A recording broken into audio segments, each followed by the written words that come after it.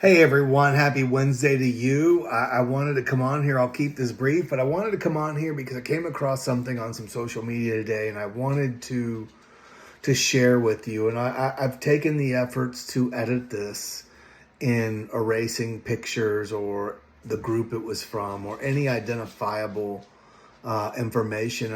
I just wanted to share with you because I think it's important that you see how easy it is for us to jam somebody in a box and not treat them individually, right? I've talked about this from the beginning of the semester, how treat your clients individually.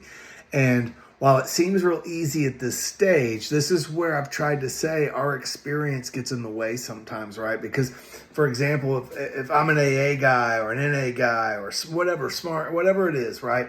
Like, I've seen a lot of things and I've seen a lot of people, especially over 15 years I've been doing this, right? I've seen a lot of stories. I've seen a lot of similarities in people's behaviors and actions, right?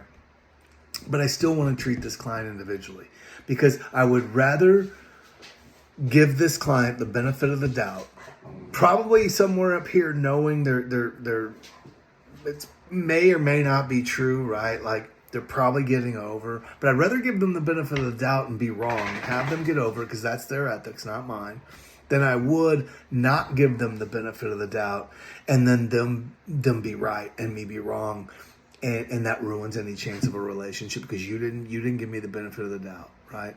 So yeah, so much of quote recovery and getting sober is self accountability, right? So I got to look at that they're not getting over on me, right? But if I don't treat them as an individual and listen to what they say, take their world into account, I am meeting this client where they're at. This is what that means. So I came across this post, and it's not a bad post, right? I'm an old guy. I'm on Facebook, and there's lots of mental health and substance use groups on there, and I follow a lot of them. I get a lot of referrals, FYI, through those things. But this one says, I'm curious how you would diagnose this situation. Client uses cannabis and meets SUD criteria. Later, they get a medical marijuana card and continue to use the same amount. I'm curious how you would edit the diagnosis and the response. And again, I've taken measures to erase the profile picture and the names and any identifiable information. We don't want to, this isn't about putting someone on blast or saying you did this wrong. I'm just trying to point out how easy it is to fall into that trap, right? Well, that's probably this way because this is what they do, right? Like, if you're in Alcoholics Anonymous for any length of time, you'll hear that phrase, well, we're alcoholics, that's what we do. Well, as a clinician, I don't want to put my clients in that because every client is very different.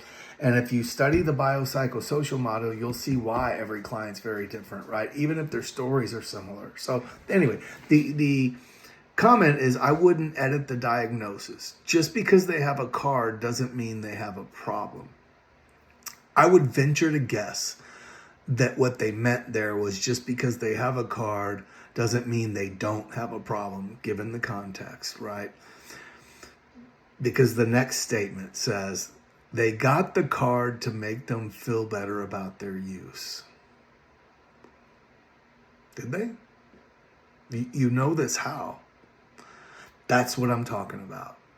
You've now placed this, not only, I know they're not talking to a client, but that's clearly their point of view. And if they were, I'm wondering how they would address that client with that, telling that client they probably got this card to justify their use. And there may be some truth to that. As I said, I don't know. There's not enough information here for me to know, but I'm going to give my client the benefit of the doubt because whether we like it or don't, the reality is people have medical marijuana cards legitimately. Are there a bunch of people that have them and probably are justifying use? Absolutely. Absolutely, right? But again, this is their ethics and their lifestyle. As a clinician, I need to be able to remain neutral, yet challenge the behaviors, right? This is where we use the MI and say, well, you know, on one hand, you're saying this, on the other, it's this. So you're not letting anyone off the hook for anything as a good clinician. You're challenging their behavior and their thought process, but you're also being neutral and giving them the benefit of the doubt. I have many people that use marijuana cards legitimately on and off of my caseloads for years, right?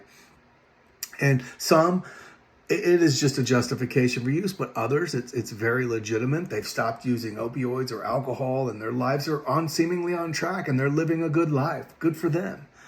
I can't do it. Doesn't mean they can't, right? So it goes on to say this person follows it up with, you wouldn't tell someone who misuses prescribed meds they don't have a problem just because they have a prescription. That's spot on, right? That's spot on. Drinking's legal.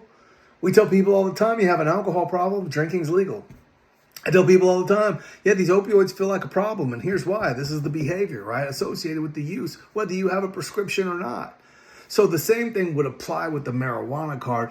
I guess my what I really want you to highlight here and see is the statement, they got the card to make them feel better about their use. That's quite an assumption to make about a client.